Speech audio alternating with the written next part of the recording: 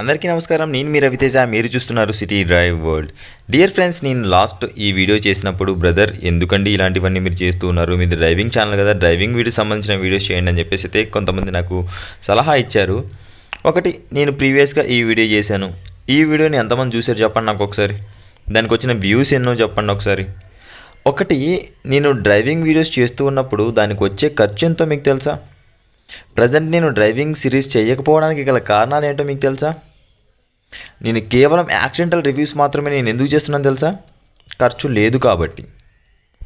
ఇంకొకటి ఏంటి, driving series చేయడానికి డబ్బులు లేవు అంటున్నారు కాబట్టి డబ్బు కోసమే మీరు చేస్తున్నారా అని చెప్పేసి అంటున్నారు.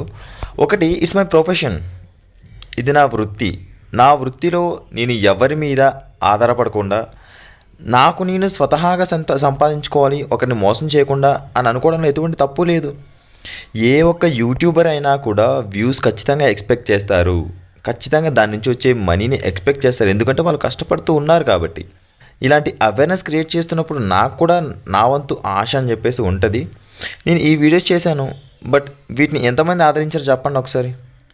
డ్రైవింగ్ సిరీస్ అంటున్నారు కదా, డ్రైవింగ్ సిరీస్ కూడా చేశాను, ఒకసారి చూడండి మీకు అర్థమవుతుంది.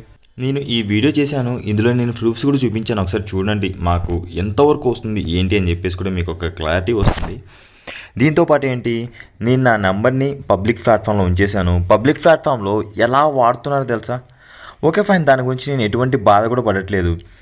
బట్ దానికి సరిపడే ఇన్ ద సెన్స్ ఏంటంటే నేను సాటిస్ఫై అవ్వలేకపోతున్నాను. చాలా బాధగా ఉంది నాకు నిజంగా. ఎందుకంటే ప్రతి ఒక్కరు కూడా ప్రొద్దు నుంచి సాయంత్రం వరకు ఫోన్లు చేస్తూనే ఉంటారు. ఎవరికైనా ఫోన్ లిఫ్ట్ చేయకపోతే ఎందుకంటే మరి నెంబర్ ఇచ్చారని చెప్పేసి అంటారు, ఎందుకంటే మరి వాట్సాప్లో రిప్లై ఇవ్వట్లేదని చెప్పేసి అంటారు.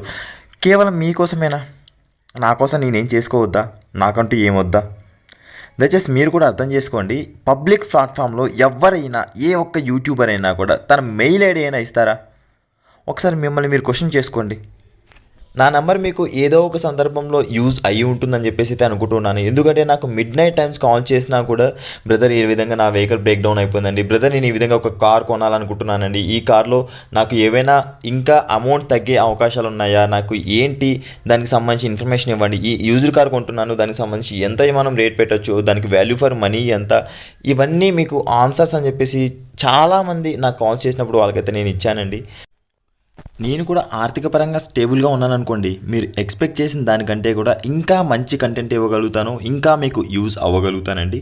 మీరు కనుక నాకు సహాయం చేయాలనుకున్నట్టయితే కనుక మన ఛానల్ గ్రోత్కి మీరు కూడా ఇందులో ఒక పాలు పంచుకోవాలనుకున్నట్టయితే స్క్రీన్ పైన Google pay and PhonePe number అయితే డిస్ప్లే చేస్తున్నాను ఫ్రెండ్స్.